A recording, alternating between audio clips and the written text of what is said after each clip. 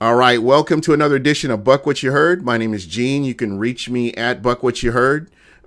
Make sure you follow me, and I'll follow you back.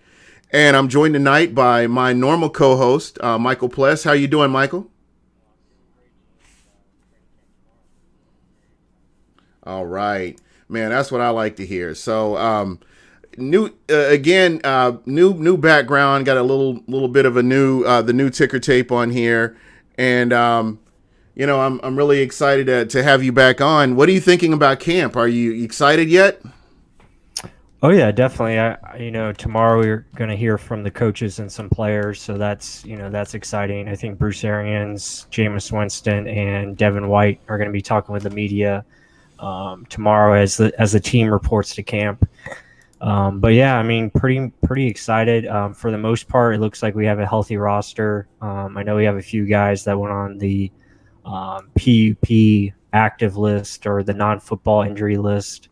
So, for the most part, I'm very excited just to see what this team's going to be about, and really now we can dive into the position battles and really see what we have as far as the roster goes. So, just excited to see how the big picture comes together, and hopefully we have a good football team this year. Yeah, that's kind of where I'm at. Mm-hmm. And I had Adam Horn on yesterday, and I really enjoy him. Yeah, I don't know if you've listened to his podcast. I really appreciate his podcast, and he gives a different perspective on things. So, just kind of talking about what this team might look like, and what we could potentially see. And I know that on his show he was talking about the number of cornerbacks versus the number of safeties that the Tampa Bay Buccaneers are bringing into camp. I know that the roster is fluid. I know you'll continually see players coming in and out. I was going to get your thoughts on this. Is this by design, in your opinion? Uh, yeah, I believe so. I think we were talking about the safeties and the corners, right? Yeah, I mean, I think I think that's definitely a part of the game plan because, like I said, I mean, the safeties they want to be versatile and uh, use them as either nickel or back in the safety position. So yeah, I think it's definitely part of the scheme because Todd Bowles likes to play four safeties at one time. Or we're gonna have a lot more DBs out there because you're in nickel, 70% of the time. So it just allows you more versatility and different ways to attack the offense. Yeah, most definitely. Shout out to Bucks Report, and let's see, we've got Rex Dillon in from Buckaholics, Arizona Buckaholics, Douglas O'Connor, Wes O'Connor. There's a lot of O'Connors in the chat tonight. So what's There going we on, go. everybody? How's everybody doing? What up? But I know the big question on everybody's mind is the quarterback position. Um, you listened to Byron Leftwich before the season, before we really got into camp or anybody was really reporting, and he seems very positive about Jameis Winston. He's somebody that I will be watching very closely as well because you hear his name a lot around the NFL as a potential head coach. We kind of touched on that a little bit last night, but here's a guy that I think that can really help this team to get to that next level, if everybody's, working on the same page. Yeah, I really like Byron Leftwich. I think that's going to be a good addition. I think he's someone that's definitely up and coming as a coach. I mean, Bruce Arians has spoken very highly of him and really hasn't said anything to make you worry that he's going to be an issue. It seems like he really has a good understanding of this offense. I mean, he's a guy who's played in the offense before under Arians, and now he's coached with them and did a really nice job as an offense coordinator for the Cardinals last year, especially in a very tough situation with a rookie quarterback and a lot of rookies on that team. Not much support around the offense, so. And plus, it wasn't really his offense; it was Mike McCoy's offense. So I thought he did a good job of adjusting to his players, and I thought they played a little bit better down the stretch, if I'm not mistaken. But Yeah, yeah, that's the one thing that really stood out was when he did mhm, take over as the offensive coordinator.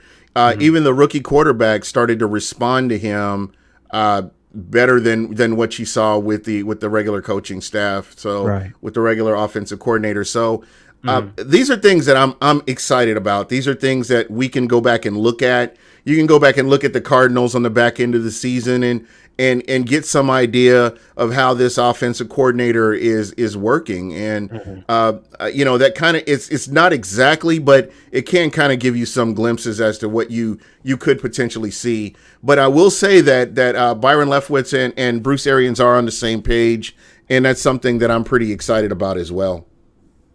Yeah, absolutely. I think the whole staff in general is on the same page. They all have one voice, which is nice to see.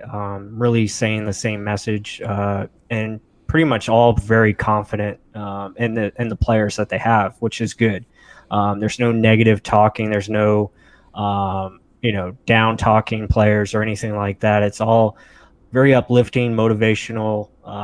They all have a plan in place as far as how they're going to teach and motivate these guys to get them to that next level. And I think that that obviously starts with Jameis Winston, and then it works its way down. So it's very refreshing. Yeah, absolutely. So as when you go to, because I know that you had mentioned that you will be at camp at least one day, Right. I'll be and there Sunday. Sunday. So what are you looking for as a guy who's going to be writing stories and later on putting content out? Hmm. When you're going to camp, what are you going to be looking for? Yeah, I mean, first things first is just the attention to detail, and really the tempo is something I look for. What kind of drills are they practicing? How is it different from past regimes? So you know, kind of just looking at from that standpoint, but then just overall execution. How many times are they running the same plays? Like, do they have to repeat themselves or do something over? Are the players listening to the coaches? So it's just little things like that that I try to keep track of. And then, really just focus on, maybe a position here or there. Obviously, I'm going to be focusing on the offensive line, focusing on the secondary. I think those are the two biggest pieces. And obviously, Jameis Winston, be focusing on that. So, see how that goes. Yeah, most definitely. And there's so much to really get to see, and I don't know if that's kind of how you feel, but this camp, it seems like this camp will be bigger than previous camps that we've had. There will be a Mhm. lot more players to look at, so you kind of have to spread yourself a little bit thinner to get to see everybody you want to see. Would that be kind of a fair assessment? Yeah, I'm sorry. Repeat that. Basically, with all the players that are going to be involved in camp, Mhm. nobody's going to be standing around. Basically, everybody will be working, and it's going to give a lot of these coaches an opportunity to look at these players and see if you have a diamond in the rough, for instance. Right. For you to get to see everybody, it's going to be kind of tough. With this camp, will probably potentially be bigger than most camps that you've been to. Yeah, yeah, that's a great point. Yeah, having the two practices going on at the same time. So, yeah, I mean, really just gonna have to hone in on what you want to look for when you're at practice, and that's something I'll try to do. And thankfully, I'll have my partner there, Mark, with me, so we can kind of focus on certain things. So he'll probably watch something that I'm not watching, and kind of just tag team it, in that way. And I'm sure, if other fans, they're probably going to be doing the same thing if they're going with a group or what have you. And really, that's all you can do. I mean, you can't catch it all. So you really just have to pick and choose what you really want to look for and try to focus on that, and then just kind of work your way, around and see what you can see. But yeah, main thing is focusing on that offense line and secondary, and see what they have. Yeah, and these camps that are open to the public, just they are pretty vanilla. You're not going to see the real play calling or anything like that. but at least you'll get to see them walk through some of the basic plays and some of the basic schemes. And as I mentioned the word vanilla, that's kind of what you'll get with camp, but it'll definitely give you some idea of what you're going to see when the season starts, or as we get closer to preseason. I'll put it that way. So it's definitely something that I'm interested in is the defense. We've talked about the defense over the past couple of seasons, and it's never quite gotten to where it's supposed to get to. And I'm really curious to see how do you respond to a new head coach, a new scheme, and how does that all play out? Yeah, I mean, it's going to be interesting with the new schemes on both sides of the ball, and I think offensively, I think they're in a little bit better shape just because it is similar to what Dirk Cutter ran, but it's different in how it's designed and how it's going to be executed. There's going to be more opportunities, in the middle of the field. I think that's where they're going to attack. And obviously, it's going to be played more to Jameis's strengths, which is a really good thing. So, you look at it from that standpoint. I think it's going to be a benefit for him because they're going to be able to play more together as a team and not put it all on Jameis's shoulders, and not have him have to be the Superman kind of guy. So. Yeah, I think it's a good thing. And then you look at defensively, I think it's going to be a little bit tougher just because it is a whole new scheme. You're going from a 4-3 to a 3-4, right? And you just have to learn the certain inside and outs of it because the nuances of a new defense. Yeah, because there is different spacings and stuff like that. So, yeah, I mean. That is definitely going to be a tough part. And then also you have so much youth in the secondary. So, can they pick it up fast and can your front seven kind of lead the way and make it easier for that back end, Yeah. And I want to ask you this, just in your watching tape and, checking out Bruce Arians, do you see in-game adjustments being made? Do you think that there will be that opportunity to see something like that? With this new team, will there be, because that's one of the things I know that me and you have talked about in the past is you see a team come out and they play in the game plan stays the same regardless of whether they're winning or losing through all four quarters. Do you think we'll see adjustments during the games and stuff like that? Yeah, for sure. I think that is something that this coaching staff does very well. And that's something that, obviously we haven't had in the past. I think, maybe in moments we've had it, but it just hasn't been there consistently.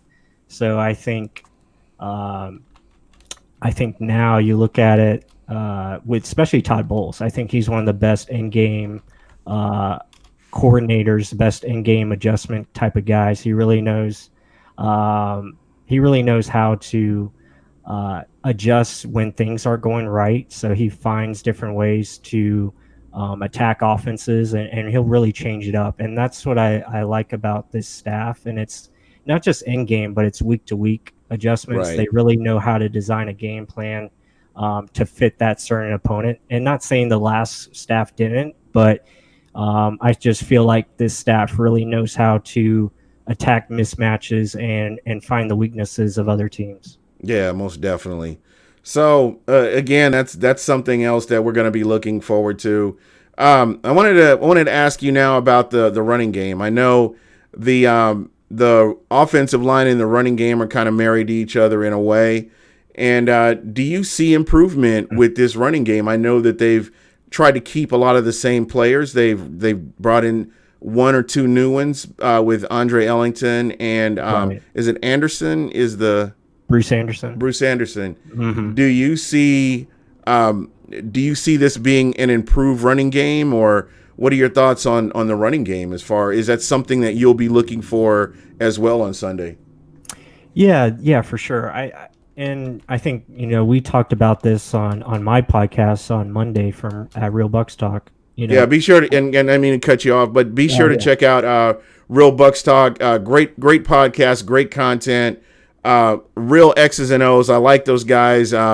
not because you're on here, but Mhm. you and Mark do a great job, and I really appreciate your podcast. Oh, thank you. Yeah, but I mean, Monday, I think we talked about it. The running game, I think, in itself is going to be better just because of, like I said, the scheme. It's going to help these guys tremendously because the offensive line isn't going to be asked things that they just can't do. Right, They're not going to make these guys do things that they're just not good at. Like if we're not good at running the ball to the right, then they're not gonna try that. They're not gonna beat it into a dead horse. They're gonna try something different where it's creative. And if they have to run to the right, then they're gonna catch teams off guard, right, etc. So I think from a scheme standpoint, it's going to be better for them. And then looking at the running backs in itself, I think they have a good running back group in Peyton Barber, who I think continues to get better each year. And I think he's going to really show what he's capable of, not only in the run game, but in the passing game. I think these guys are really going to be utilized in a way for Jameis that he just hasn't had, where they can dump it off to the running backs and get 5 to 6 yards per play, which is something that every team needs. You look at all the good teams in the league; they all have that. I think the Patriots, they do it the best. I mean, they can just dump it off to the running back and they get easy 5 to 8 yards per play, just because they know how to use them. right. So I think that in itself is going to help the running game. I think and just knowing when to run the football, knowing when the right time to run it. I think that's going to help out a lot.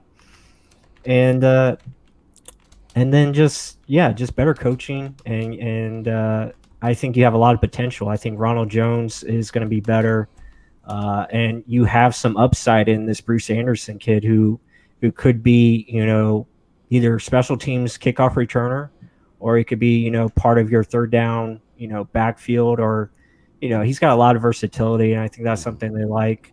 Obviously, Andre Ellington's going to be in that mix because he has history with Bruce Arians. So then you look at Daria I can't pronounce his last name, but Agumbawale. yeah, there you go, perfect, just like that. So I think I think he's got a chance as well because of his special teams ability. But yeah, I like this group. I think the running game is just going to be better. Like I said before, they're going to play to these guys' strengths and make it easier for them. Yeah, I totally agree. Bucs fan 727, 3-4 defenses usually give the Bucs offensive line trouble. Hopefully, seeing it a lot in practice should benefit the O line. What do you think about it? You think that's a pretty reasonable statement? I'm sorry, say that again. Bucs fan 727 was saying 3-4 defenses. Historically, they have given the Bucs offensive line issues since I can remember. And being able to see it a lot in practice should benefit the offensive line.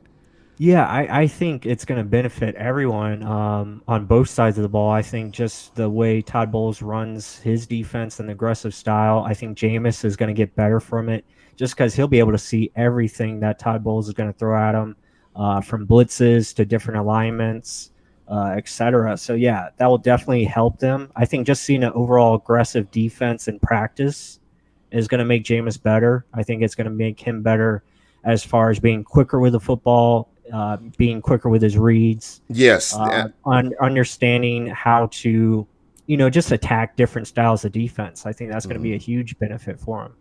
Yeah, because I can remember games even going back to his rookie season with some of the 3-4 defenses that he faced. He could not read the defense, and it was just wild to watch that. And it never. I want to say it never improved. He did get better, but just not markedly better. But I think this will definitely help him. And when you have a head coach that's able to help you with play calling, I think that's going to benefit him as well. And I know that I've had people that disagree with me on this, but I think coaching is a huge part of a team being successful. Yes. I realize that talent can only take you so far. But I think having the right coaching in place, I think that plays a huge part in it as well. Yeah, absolutely. I mean, you can look at two examples. You look at the Philadelphia Eagles from a few years back. They were coming off, I believe, I want to say they were 6-10, and then the following year they changed head coaches, and they get Doug Peterson, and all of a sudden they go and they get everything right, and they go on and win the Super Bowl. So, and then you look at Chicago Bears, and what they've done with Matt Nagy Yeah. and the change there, and The getting Rams. yeah, and the Rams, Sean McVay, and just I mean, and what gives me hope is, especially with Jameis Winston, you look at a guy like Alex Smith, and all the stuff that he went through his early on in his career, and then he gets with a guy like Andy Reid and just becomes instant Pro Bowl quarterback. One of the top guys out there, and yeah, it just shows you how much coaching matters in this league. It's little things that can take a good player and make him a great player, and I think that is something that Jameis has the chance to do this season. And if he does, then I think all Bucs fans are going to be very happy in the results. Yeah, definitely. The one thing, and you mentioned this a little bit earlier on, I want to kind of circle back to that, the attention to detail. We've had so many head coaches that feel like they need to take over the defensive play calling, for instance, or the offensive play calling. If you're a coach that doesn't have a lot of NFL pro experience, you need to focus on the details and lean more on your coordinators and your coaching staff. That's what they're there for. But you have some guys that feel like, hey, I need to have my hand in this in order to make this work. And we see a lot of times that there isn't that attention to detail. And I like Bruce Arians' approach. He wants to groom head coaches in the staff that he has. So, yeah, he's going to lean on them to do what they need to do. And I think that's going to do nothing but benefit everybody involved. Yeah, for sure. And that's definitely what I'm going to be looking for on Sunday, is just those little things, and making sure these guys understand what they have to do, as far as what their job is, and how to best execute the game plan, how to best execute this certain play that they're being asked to, go out and do. So it's just little things like that. If a player messes up in practice, I want to see the coaches get on them and say, okay, we're going to do this again, make sure we're perfecting this. And I don't know if this was actually Adam Horn who talked about this, guys not, or was it Adam? It was one of the podcasts. Maybe it was Locked On Bucs with David Harrison. I think he was talking about this, how last year, coaches were telling the players, okay, you messed up, but then they were just going to the next play. They weren't, starting to play over again and trying to get it right. So those are little things I'll be paying attention to, and really seeing how far these guys are taking it as a teaching aspect, and really honing in on those small details, because that is what wins games, and it's also what loses you games too. Yeah, definitely. And another thing we kind of got away from is fundamentals. Wrapping up and making that tackle. Yeah, tackling it in practice. Yeah, not the big ESPN hit that you're trying to get, or that big ESPN play, but you've technique. Great technique. Stuff that you learn in Pop Warner that you consistently use is going to help you out. Because how many times did we see where a defensive player has a running back or a tight end dead to rights, 5 yards behind the line, they take a bad angle, miss a tackle, and it turns into a 15-yard gain. That's a 20-yard swing right there, just off of one play. And we saw that so much that it's something that really needs to be talked about. And you really need this team to make sure that, hey, you're playing in your assignment. This is what you need to do. Don't worry about what anybody else is doing around you. Take care of your business, and the rest of the game will come to you. Yeah, absolutely. And about the missed tackling, I mean, we've seen it so much over the last couple of years. God. And the perfect example is 2 years ago when it was against the Bills, right? That 3rd and 9 play where I remember it. Guy just makes everybody miss on the defense and gets the first down. And it's ridiculous, because you stop them there, you have a chance to win the game.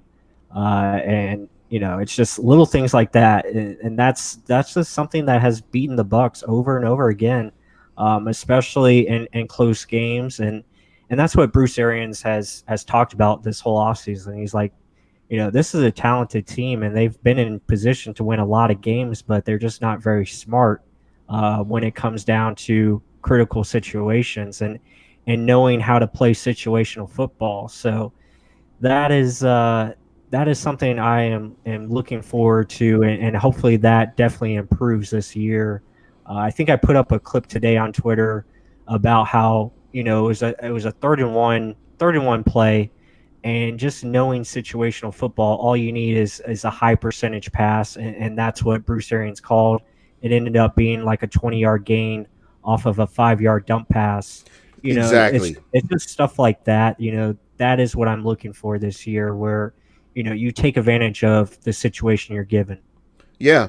And those games that you're leading going into the back end of the fourth quarter, Mm-hmm. and the defense can come out, get a stop, get the ball back to the offense, and get off the field. Those are the those are the plays that win games. That's the type of football that wins you games, right? They're the little things like that.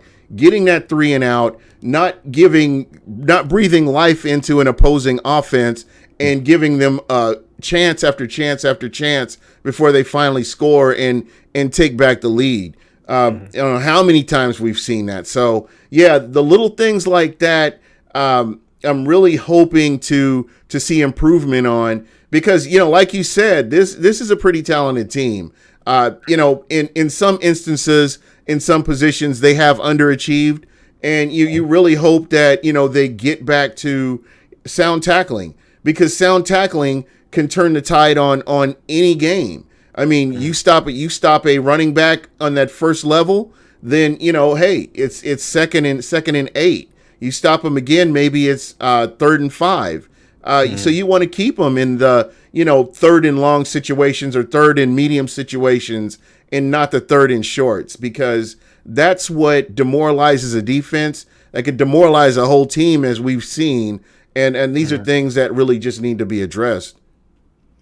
Yeah, for sure. I mean, and I think Bruce Arians, he spoke about it today. Actually, he was on the Jim Rome show, just talking about how this team just needs to play better all around, in all phases. And he was talking about helping Jameis out. He's like, we just need to be a better team around Jameis, so he doesn't have to be that Superman type of guy and try to put it all on his shoulders. Let Jameis just go out and play quarterback.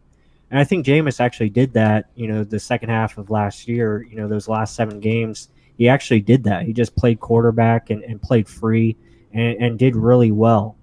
We didn't win any games because, the rest of the team didn't play great around him, but he was playing good football, and it was still close games. We were in every one of those games, and, it was just a couple bad bounces here and there that lost us. But again, it just shows you, the small things, making field goals, that's huge, making your kicks, protecting the football, and knowing what situation you're in at the time, and understanding, okay, this is what I have to do.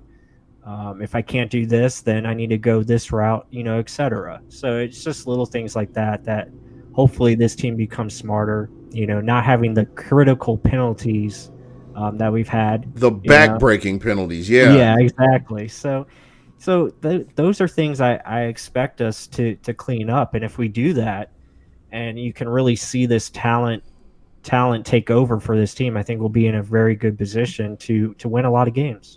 Yeah, most definitely. And I've talked about this throughout the offseason. Winning in the middle of the season is going to be monumental. I can't stress that enough.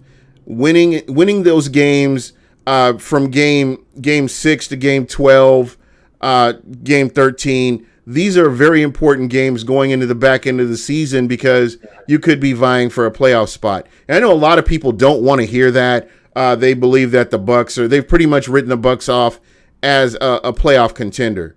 But again, if you play collectively as a team, defense, special teams, offense, you can win these games. Take care of your assignments. fundamentals as far as tackling, and there's just so many things that if everything comes together, you can win some of these games that people don't believe you can win.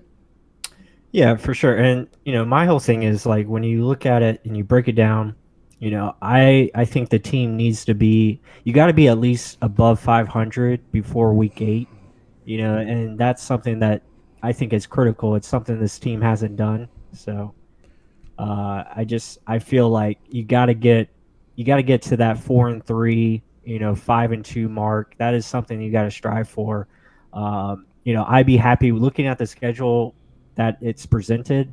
If we can get to like 3-3, 4-3 during that tough road stretch that we're going to play, I'd be happy with that. And then you go into the second half of the season and you got a more favorable schedule. I think it was Ashley who brought it up, Ashley Abrams, Yeah, or is it yeah, Abrams, right? Yeah. yeah, Ashley talked about it. She's like, yeah, we have six home games out of the last 8. So if you can find a way to get to that point above 500 and really be in a good position, um, then you have a chance to really peak at the right time, because you don't want to peak too early. Um, and you really want to hit your stride once you go into that second half of the season and get hot going into the playoffs. yeah. And we're going to be the Bucs are going to be calling on some practice squad players. Injuries Mhm. are a given in the NFL, just a matter of who it's going to be. And Right. these other guys are just going to have to be ready to step up when that time comes.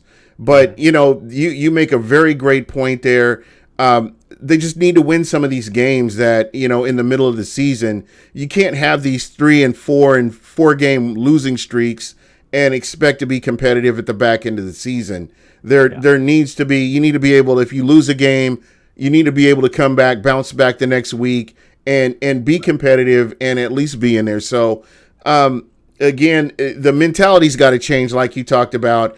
I like what Ndamukong Suh said. It's all about your mentality, and Yes. he couldn't have summed that up better. Yeah. Because mentally, that you have to be mentally tough going into the middle of the season, going into the back end of the season with the nicked up injury. Some players are nicked up. Just being able to power through that and be ready for the back end of the season and potentially the playoffs.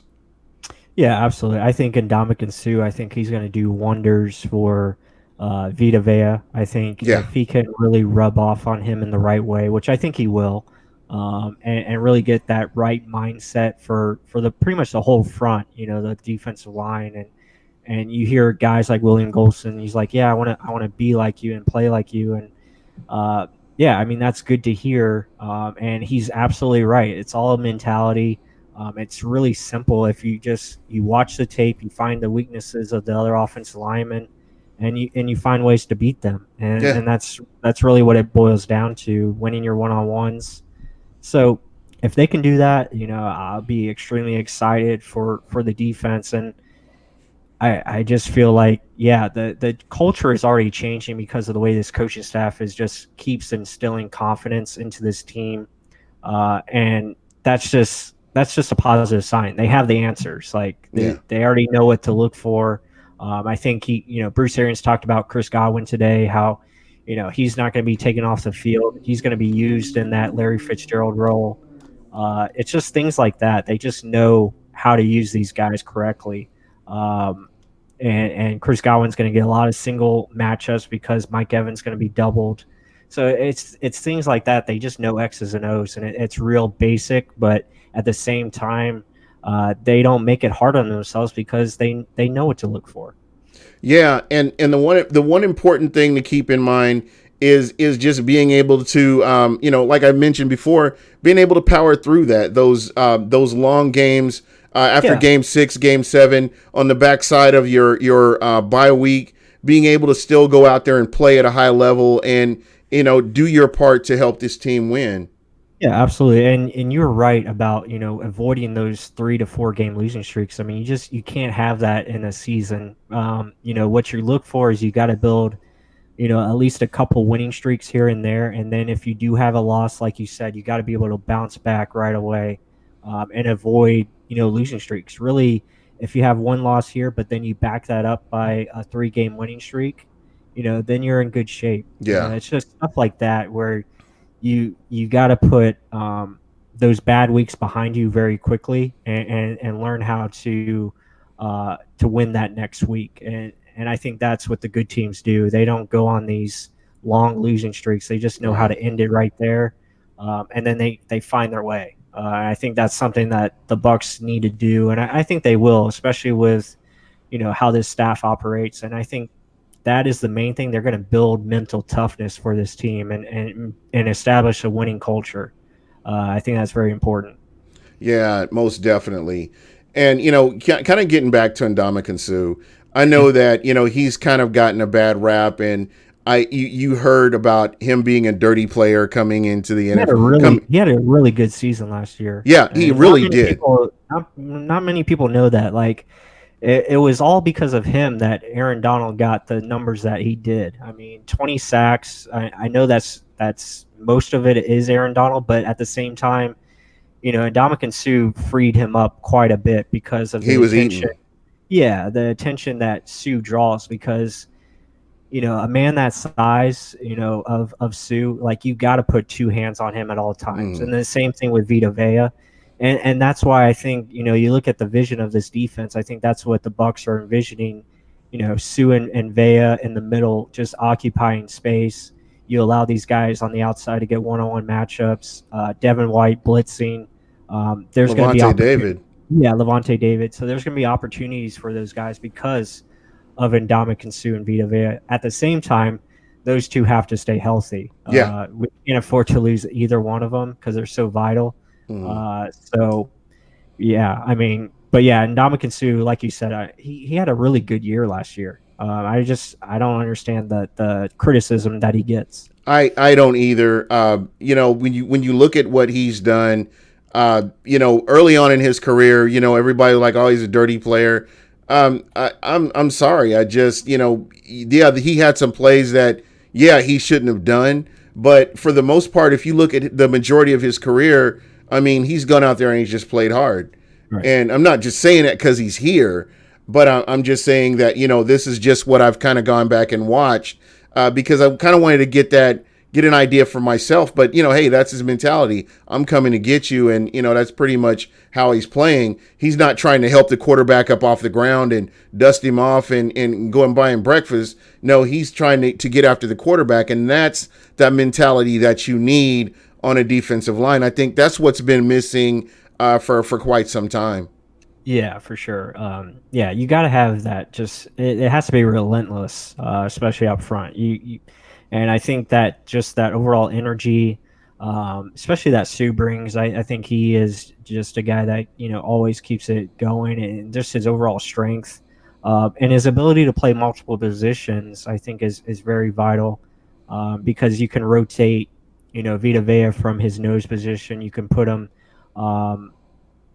Anywhere as well. So his Yeah. ability to play on the outside or inside. Same thing with Sue. I think that gives you an advantage, because then you can you can move Shaq Barrett, inside if you wanted to, just to give a different look, Yeah.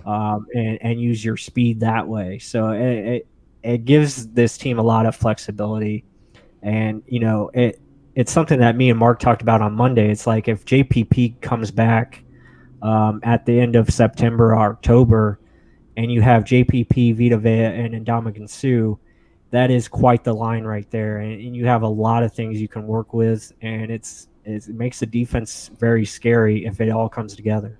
Yeah, I was looking at Carl Nassib. I've been really watching him over the Mm-hmm. weekend, just trying to get an idea of how he would fit into a 3-4 and how Mm-hmm. vital he would be. I think he's somebody you could kind of put him in the middle too in certain Absolutely. situations. Absolutely. Yeah, you could put him in the middle. You could put William Golson, I think, could play inside as he has in the past. They're going to be flexible, I think, with all these guys. Carl Nassib, just because they have him listed at outside linebacker, doesn't mean he's always going to be standing up. I think he'll Hmm. be, in a 4-point stance, or they'll, have him utilize in pass coverage too. So there's multiple ways they're going to use these guys. Same thing with Shaq Barrett and Noah Spence. I think Noah Spence is going to benefit a lot, just from, being in a more natural position for himself. He'll be definitely one of the guys I'll be looking at on Sunday. But yeah, I'm just excited. It's exciting to get this rolling again, and really, I think after tomorrow, and then once you get practice starting, it's all going to start coming together. Yeah. And you can really see how the roster and maybe what changes might need to be made. Hmm. That's what gets me excited. Yeah. So, have you pretty much given up on Noah Spence, or what are your thoughts? What are your thoughts on Noah Spence? You know, Mhm. he's one of those guys when if you get on social media and you mention his name, there are Oh some yeah. people that are like, "Oh, he's a bust," and then there are other guys that feel like, "No, he hasn't really come into his own." And I Mhm. kind of want to get your thoughts on it because I don't feel like he's forgot how to play football. I just feel like with those injuries, I know that's kind of set him back a little bit. But I believe that in the right system, with Mhm. the right coaching and teaching, I think he could still be of benefit to a team. Yeah, for sure. I mean, I when I look at Noah Spence, I'm like, this is his best opportunity to shine. I think he was.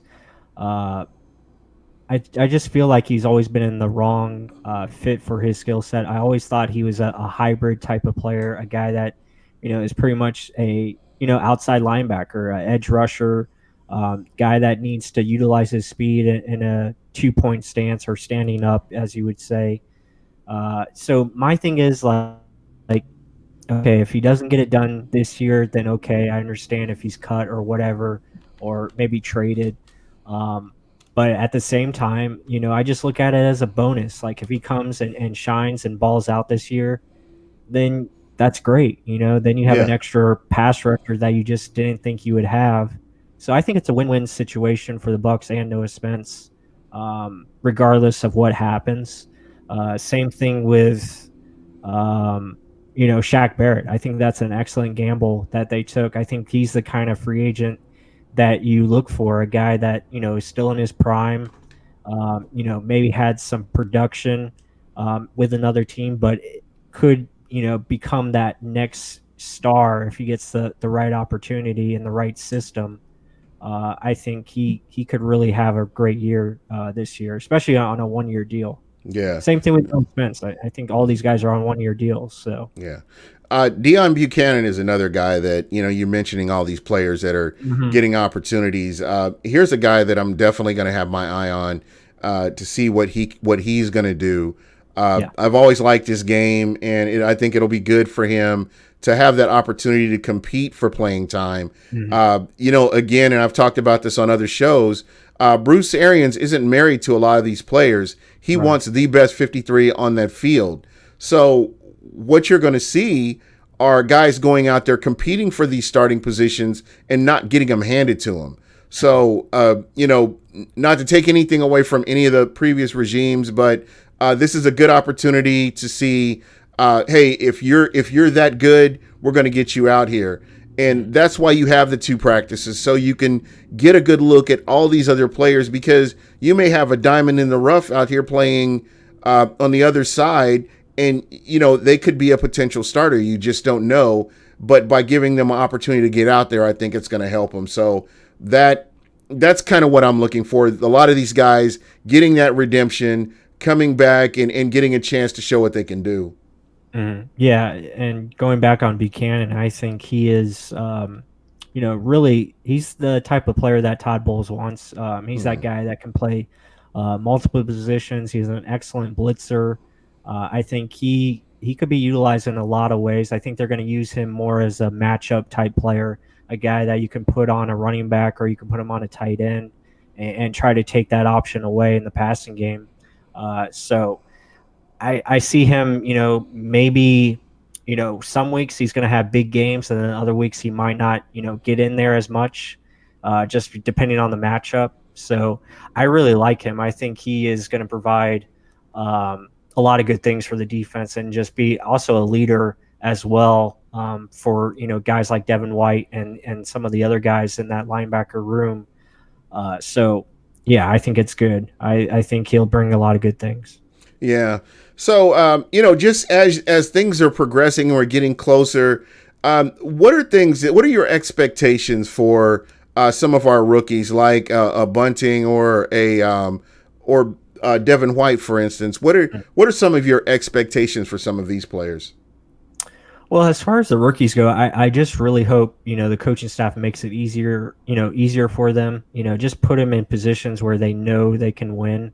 And, especially with Devin White, I think that's why they've added a piece like Ndamukong Suh, because they know, like, if they can create space for Devin White to just go and play fast and attack the football, that's where he's at his best, and really um, limit him to not have to process as much and not have Right. to diagnose plays and stuff like that. Not Obviously, over they'll out probably, there overthinking things like what yeah. we saw with the defense last year with under Mike Smith. Yeah. Exactly. So if they can do that, which I think they will, and just let Devin learn at his own pace, and I think Levante will do most of the mental aspect of it, as far as making sure guys are in the right spot and alignment and along those lines. Um, but Devin White, I think he'll pick it up quickly, and he'll be a very good player this year, hopefully for us. As far as the other guys, Sean Murphy Bunting and even Mike Edwards, Jamel Dean, Hmm. those guys, just go out and play fast. If they can just let these guys play fast, and I guess that's the same as Devin White.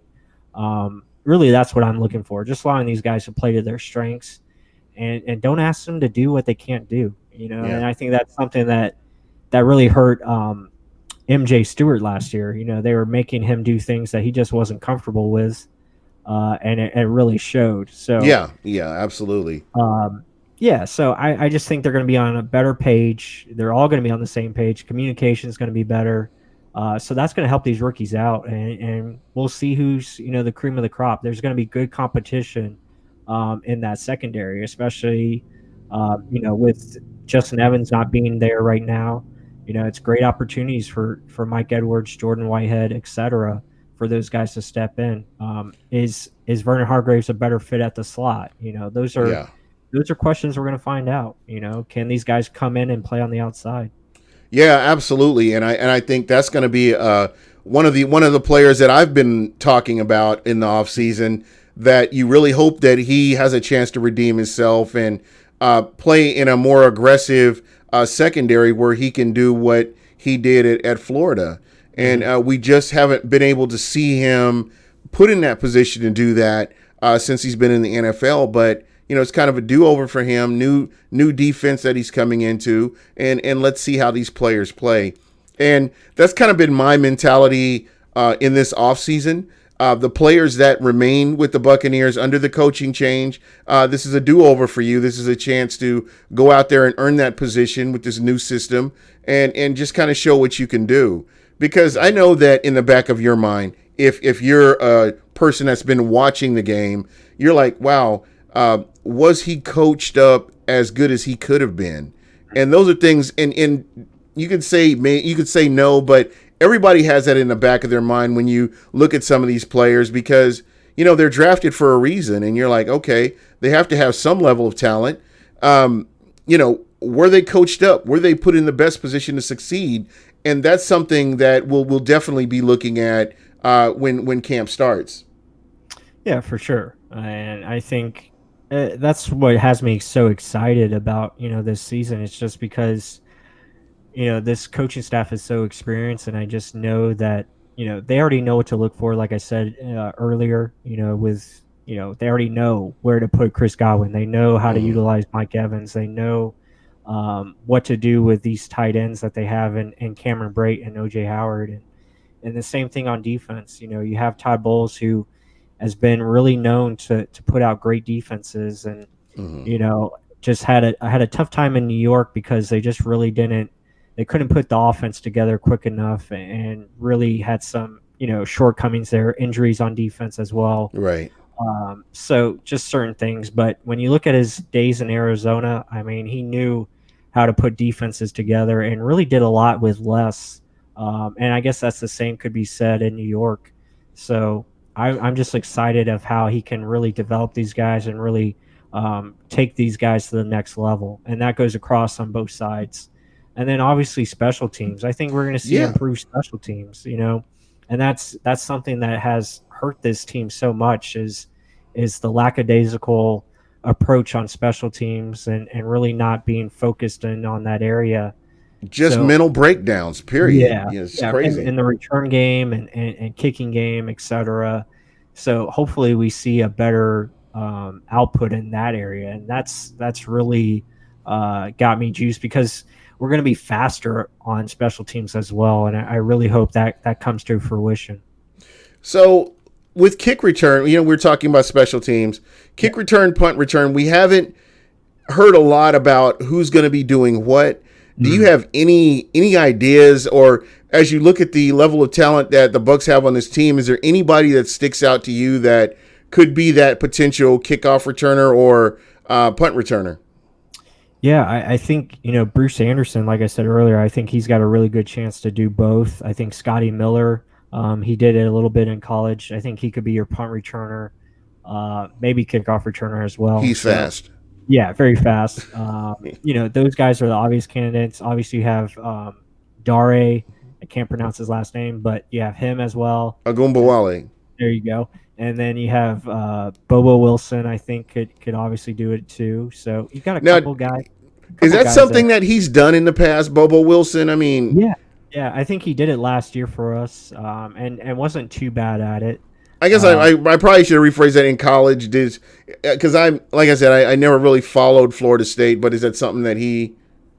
I don't recall if he did it in college, but um, so far in the pros, he's done an okay job at it, and I think he's going to have to really excel there to make this team, especially if they're leaning towards keeping six receivers, which I think that is something that Bruce Arians has done in the past is usually keep six just because of the way he uses his receivers. Usually has four wide receiver sets and usually tends to have more receivers than say tight ends, and then I think he also has more running backs as well. So that's just something to look for. But yeah, that's going to be a key position to look at, and you can really break it down once preseason games start because that's when you can really see how that all comes together. And I think there'll be plenty of opportunities for all those guys. Yeah, absolutely, and that's another thing that I'm actually going to be looking for too is just seeing these guys out here getting these opportunities to And in the to kicking competition as well, guys making kicks. That's what yeah. we want to see. That's going to be huge, man. I mean, as quiet as it's been kept, that's something that people are just, you kind of hold your breath every time you roll your kicking team out and you're Yeah. not sure what's going to happen. Hopefully we can get to a point where we can say, okay, we're not worried about the kicking game. Let's worry about Yeah. this. I feel But good about the rookie Matt Gay. I think he's got all the tools you want in a kicker. I mean, very strong leg, was accurate in college. So I'm hoping he can be that guy finally and really make up for that the Roberto Aguayo thing, and hopefully he can be the guy for the future for the long yeah, haul. And I really like the punter they got too from San Francisco, Bradley Pinion. I think he's an upgrade over Brian Anger. I think he's got a very powerful leg as well, and really good on kickoffs. yeah, definitely. And just it's one of those things those are positions that we don't really get a chance to talk about. You don't hear It's so, you don't so hear people important. talking about them in on social media because it's not sexy. Like Yeah, quarterback pressures are not sexy, but sacks are. And yeah, so you get where I'm going with that. There are just certain aspects of the game that aren't as sexy as others, so you don't really want to talk about it. yep, exactly. So we're getting ready to round this up. I think we got like 7 minutes left. I want to. I'm going to jump in the chat here in just a moment, guys. I definitely want to read off some of these questions and comments out here. But I did want to mention too that your podcast, you're doing your podcast twice a week. Once the season gets fired up and everything, how Yeah. many times can fans expect to get your podcast? Yeah, we're gonna try to do two times a week this year again. I think that's what we did last year. Usually we have uh, a preview of the upcoming opponent, and then we have a recap of that game. So we're going to try to do that again this year, and I think we will be able to. But yeah, usually we'll have like a preview, and then we recap, and then we'll have again same thing. So just breaking down each opponent and then really analyzing the game the next day. So probably going to be Mondays and probably Mondays and Fridays, I think, is going to be our days. But yeah, definitely going to be looking to do that. And also probably going to do more as far as the draft goes, too. We're going to really try to stay on top of that throughout the season. That's something that will probably be behind the scenes, really won't have it discussed on the podcast, but just want to be ready once the off season comes and really be prepared more than we have been in the past. So really trying to take that up a notch. You guys have done a great job. I mean, since I've known you, I've really appreciated your insight on the draft, and just how you can figure out, okay, this guy's going to possibly go to this team because they have these needs. I mean, you are a true student of the game. And guys, if you're not following Michael Pless, or you're not subscribed to Real Bucs Talk, the podcast, you really are missing out. And I would really suggest that you jump in there and get that. When is your next one coming out? It's probably going to be Monday after we go to the Sunday practice. So we'll probably, for now, it's going to be probably every other Monday, and then once we get into preseason games, we'll start up to 2 times a week. But yeah, every other Monday for now. All right. And I did want to shout out everybody. Sin A, Trash was up here. I think that's pretty cool. Rex Dillon, Seminole Buccaneer from Bucs Report, Ron Allen, Sports Web on Bucs Report. What's going on? Douglas O'Connor, Wes O'Connor, Lane Johnston, Matthew Kitchell. What's going on? Thank you for being so supportive. You're really appreciated. Stephen Bass, Big Joe 24, XLU Garvey, longtime listener. Thank you for checking us out. Kwame Richardson, what's going on? Thank you for checking us out. We talked about the 3-4 defenses. Kwame, Aaron, Andre Glenn, as Aaron Glenn. I don't know what I'm thinking of him. All Hands Galley, what's going on? Buck the World 2.0. God bless America. I like that. There you go. Let's see. Nice. Yeah, definitely. And let's see. Agent Twinkie, Ron Allen, and Wes O'Connor said tackling has been horrible for 2 to 3 years now. And he mentioned practice. So, yeah, we kind of touched on that. Do you think this is going to be a more physical camp than what we've seen in the past couple of seasons?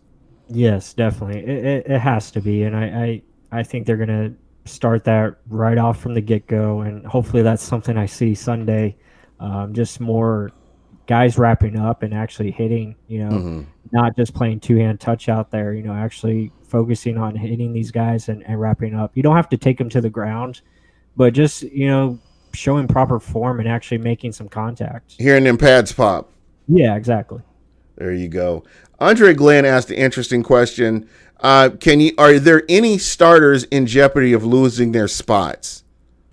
Yeah, I think the obvious one is Justin Evans right now. Just not having, played all off season, not having been out there. And again, like you said, this coaching staff is not tied to him. Plus, they drafted Mike Edwards to be a potential starter. So, yeah, I think Justin Evans is definitely one. Trying to think of other starters. Maybe William Golston. Yeah. I'm not even sure if he's a starter right now. But, you talked about Justin. Vernon Hargraves, I guess. Yeah, I mean, BH3 and Carlton Davis. I think those guys. I mean, anyone in the secondary. If you're a starter last year, your job's not secured. So yeah, and there's just no way that it is. Yep. When we were talking about Justin Evans, with him not practicing, with him not being able to do anything, being in a boot, you kind of have to get back into football shape. It's not so much staying in physical shape. Yeah, you can do that. in a lot of ways. But at the end of the day, getting into football shape takes a long time. You look at Vita Vea, and when Vita Vea had the injury where it occurred, it took him out a lot of games, and it took him a long time to not so much to get on the field, but to get into football shape to where he could actually go out there and contribute. So yeah, and hopefully that's the case with Justin Evans. Like he could be 100%, but he's just not in football shape. So maybe they're just holding him out to get back into that and maybe work on his conditioning. That's probably the best case scenario. Is maybe wishful thinking, but hopefully he can get back out there soon and start contributing. Yeah, most definitely. Ron Allen was asking, what's the news on JPP? Have we heard anything other than he's on the PUP list?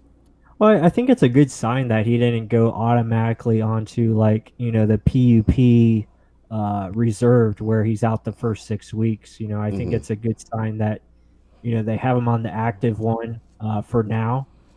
So we'll probably find out more. I think they're probably going to do another evaluation here shortly, so we'll probably get some news on him, I'm sure, either tomorrow or later this weekend. But I think it's a good sign. I think everything's pointing in the direction that he can play this year. It just depends on how fast everything goes as far as healing process and how fast he can get back into shape, like you said earlier, football shape. Yeah. And I know there was a little bit of conversation about the top 100, and they had mentioned that Gerald McCoy had made it into the top, made it 75 in the top 100. Again, Gerald McCoy is a Carolina Panther. That's kind of how I view him now. I'm pretty indifferent when it comes to him. And Ndamukong Suh is our guy now, and that's more or less who I would probably lean towards talking about. So, I want to get behind him, and let's hope that he's successful as a Tampa Bay Buccaneer. I think that's what's really most important right now. Mm-hmm. But as far as, all the rest of that, it is what it is. I'm not going to be upset, that he made it on this list or he didn't. That list is subjective, and you could sit there and argue that list 6 ways to Sunday. Yeah, it's good TV. That's all it is. Yeah, most definitely. So, what were you going to say? Oh, I was just saying it's good TV. I mean, it's basically a popularity contest. It's just like the Pro Bowl. I don't pay attention to it. All that matters is wins and losses. Yeah, absolutely. Like the power rankings. I still have I'm trying to find somebody to explain the power ranking, the NFL power rankings, because it's not. I mean, you get to go to the Rose Bowl or something like that. If you're in the top 10 or something, it doesn't make any sense to me. So yeah, the only power rankings I paid attention to was like when they had NFL 2K5, and that was it. Playing that on PlayStation. Yeah, there you go. Yeah, I guess it would be good on PlayStation. So that's one way to look at it. All Hands Galley, we were talking about Carl Nassib. He made an interesting point. Nassib covered Nick Chubb on routes when we played Cleveland last year, and he had a pass breakup. Yep. So, yeah, this guy's pretty versatile. I'm looking forward to him. He's in a contract year. He's going to get, if he balls out this year, he's going to get a big paycheck. So I know he's coming with it this year. So a lot of these guys that are in these 1-year prove-it deals, you can definitely expect to see them bring it this year, just knowing that they could potentially get that big payday after the season's over. Yep, for sure. Yep. And Atlanta looks like trash. I like that. And again, let me repeat that. Atlanta looks like trash, so I'm kind of move on from that. Thank you, Matthew Kitchell. Justin Evans needs to get back healthy. Love this game. I believe Buchanan will be a substitution piece for David and White. It's a possibility. Let's see. Let's see here. Hopefully I'm not missing anything here. Yep. Oh, Shooter in the Stash. What's going on? Shooter in the Stash asking, what's going on with the kicker situation? Is this rookie going to be the guy? I think we kind of touched on that a little bit. And Michael Pless really likes him and likes what he's doing. He's going to be somebody that he'll be watching on Sunday. So Shooty Shoots, stay tuned. We'll definitely be talking about this next week. Am I Yeah. speaking out of turn there? No, you're good. I like the guy. I just think he has the right attitude. Just a real good confidence. Just a calm, about him. And it's different from the Roberto Aguayo, because Roberto, he showed the same kind of confidence, but Matt Gay he's been through a lot more than I would say Aguayo went through, and this guy just started kicking footballs in 2017. So this is Wow. something that he really hasn't done for a long time, but he's got a natural ability about him. And it's just, he puts his goals in mind and he goes out there and gets it done. So it's pretty, it's encouraging for sure.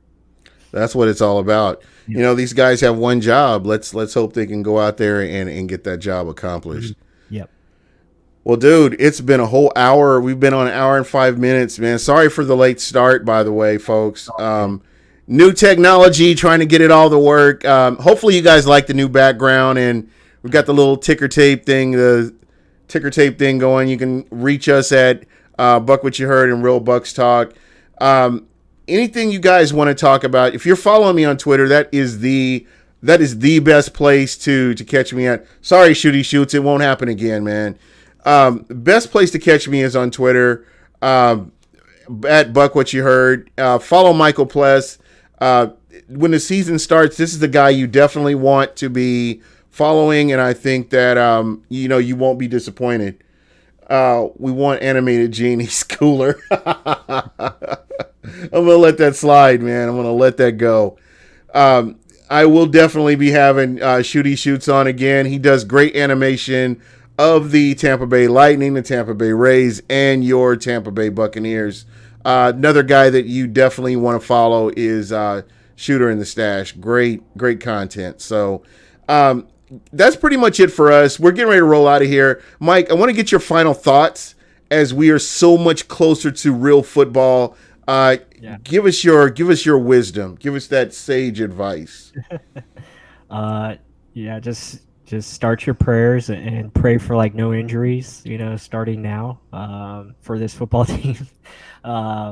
No, seriously, but like I said last week, really just enjoy the season because it goes so quickly, and really just try to enjoy every moment of this team and just go have fun with it. You are a fan first, and that's what we like to do is cheer on this team and be supportive. And just see what happens with it and enjoy every moment. I think we're going to see good things.